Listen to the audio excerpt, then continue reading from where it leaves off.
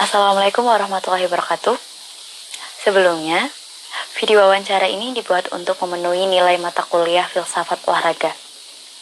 Dan perkenalkan, nama saya Anugrah Rizky, NIM 6211419049, jurusan Ilmu Keolahragaan, Fakultas Ilmu Keolahragaan, Universitas Negeri Semarang. Dan untuk narasumber yang akan saya wawancarai, yaitu adalah Mas Alan, dan saya memohon izin kepada Mas Alan untuk merekam dalam bentuk video dan akan saya upload di channel pribadi YouTube saya. Dan mungkin sebelum memasuki sesi wawancara, dipersilahkan kepada Mas Alan untuk memperkenalkan diri. Terdengar ya suara saya, Mbak Tiara? Oke, perkenalkan, nama saya Galan Pamukas dari Prodi Ilmu Keolahragaan UNY Angkatan 2019. Saat ini saya sedang menempuh semester 4. Baik, terima kasih Mas Alan atas perkenalannya. Dan kita akan langsung memasuki pada sesi tanya jawab. Yang pertama, menurut Mas Alan sendiri, apa itu filsafat? Baik, sebelumnya saya ingin menyampaikan kalau saya sendiri tidak mendalami ilmu filsafat lebih jauh, jadi hanya sekedar belajar saja dulu di semester 1. Jadi kalau sekarang semester 4 mungkin sudah agak sedikit kacau ya ingatannya tentang ilmu filsafat. Nanti barangkali ada jawaban yang kurang sesuai, mohon untuk dimaklumi dan barangkali kalau bisa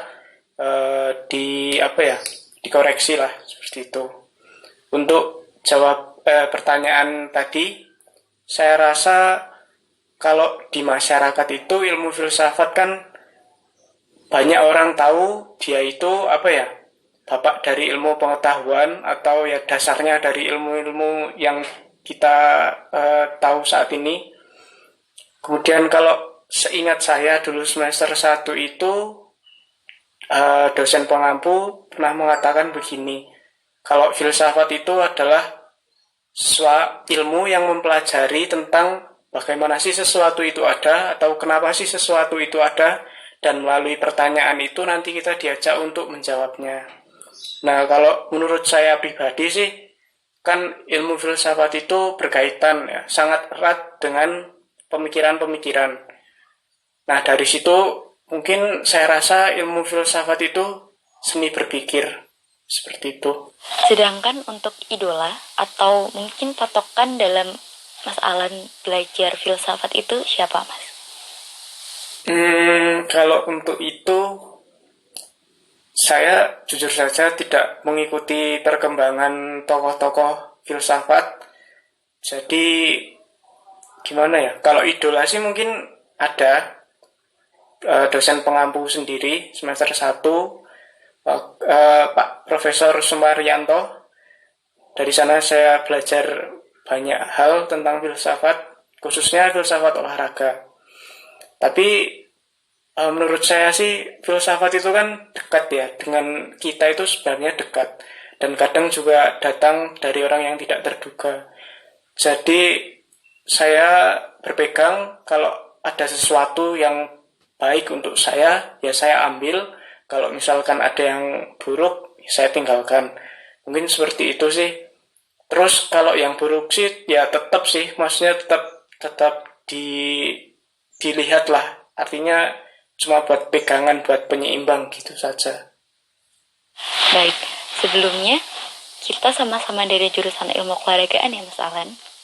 Dan menurut Mas Alan sendiri, tentang filsafat gerak yaitu human movement, itu apa sih Mas? Terkait human movement ya, kalau menurut saya ya, kenapa gerakan itu bisa terjadi? Mungkin karena setidaknya 3 lah ya yang mempengaruhi. Ada pemikiran, terus perasaan, dan ada olah tubuh. Kalau di bahasa kebudayaan mungkin cipta, rasa, dan karsa. Nah, kemudian ada yang penting lagi, yaitu bagian-bagian.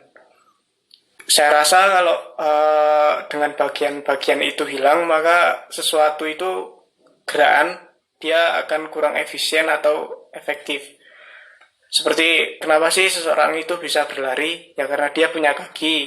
Kenapa sih dia bisa melempar atau bagaimana sih dia melempar, kan dia menggunakan tangan dan dia menggunakan tekniknya seperti yang kita ketahui melempar itu seperti apa.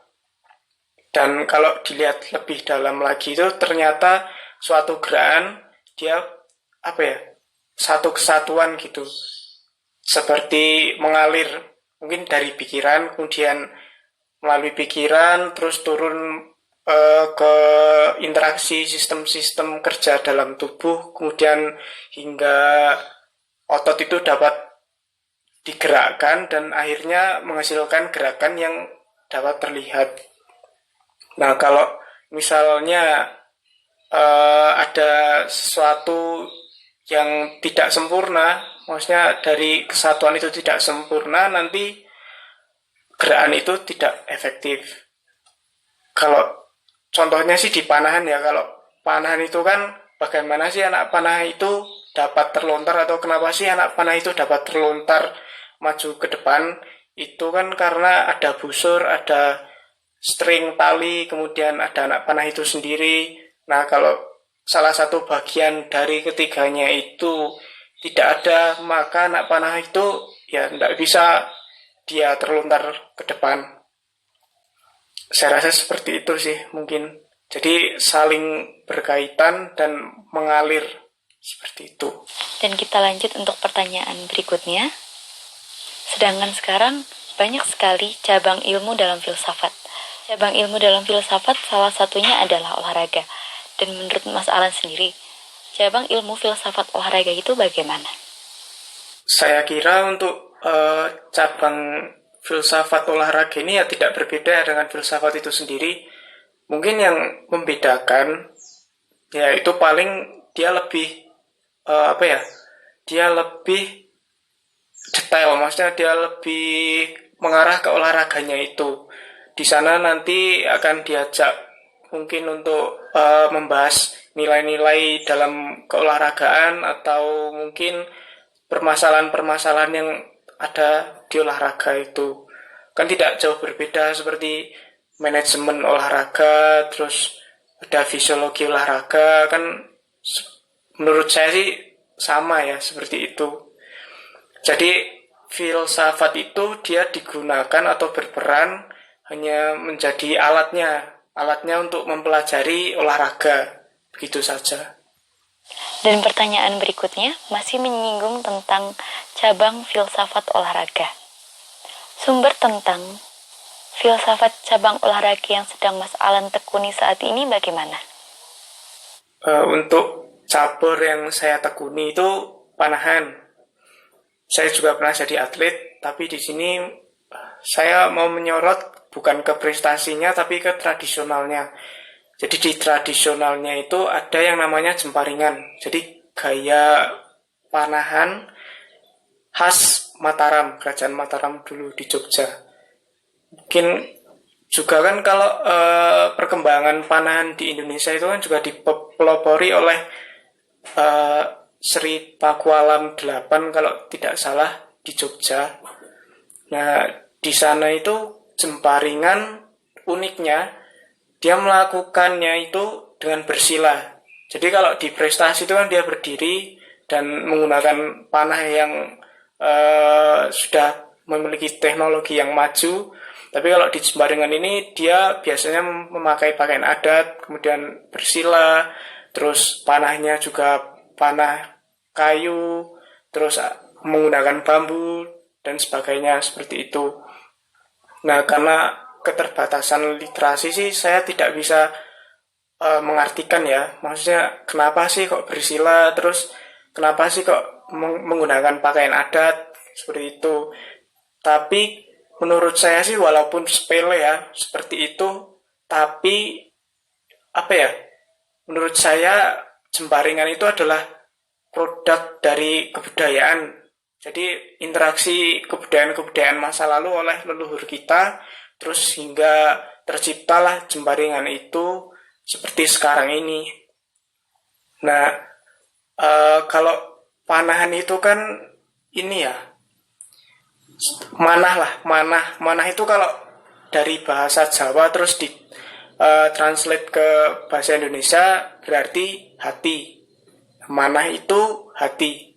Jadi seseorang yang memanah, dia harus menggunakan hati. Mungkin sih itulah sedikit dari pemahaman saya seperti itu. Dan untuk pertanyaan terakhir, Mas. Menurut Mas Alan sendiri, apa itu fair play dan kecurangan, baik di kalangan olahragawan, pelatih, wasit, dan manajemen olahraga? Kalau fair play dan kecurangan itu, menurut saya keduanya itu bisa berbeda gitu. Di daerah-daerah tertentu bisa berbeda.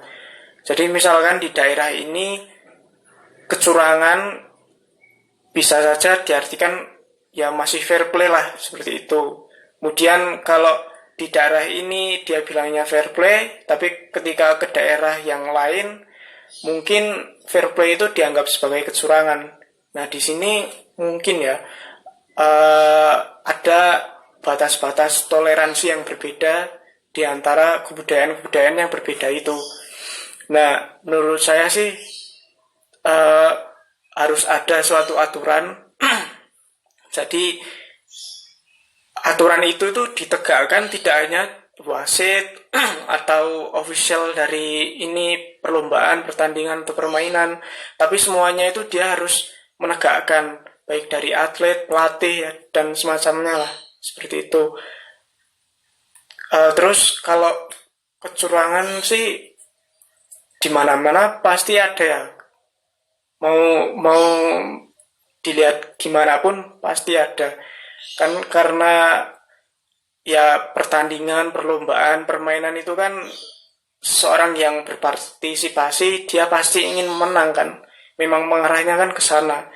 Kan tidak mungkin kalau misalnya berlomba atau bertanding seperti itu kok pengen kalah, kan sebenarnya tidak pas lah. Tidak seperti itu. Baik, terima kasih Mas Alan atas informasi yang diberikan dan mohon maaf telah mengganggu waktunya. Baik Mbak Tiara, terima kasih kembali. Sekian, mohon maaf atas kelalaian yang telah saya buat sehingga menyebabkan tugas tertunda. Serta seperti quotes yang diberikan oleh Pak Sahri selaku dosen pengampu filsafat olahraga, jika seseorang mengabaikan urusan orang lain, layakkah seseorang berharap tidak diabaikan oleh orang lain? Dan semoga pengalaman ini akan menjadi pengalaman pertama dan terakhir saya. Dan semoga pengalaman ini akan menjadi pengalaman pertama dan terakhir saya. Dan terima kasih. Wassalamualaikum warahmatullahi wabarakatuh.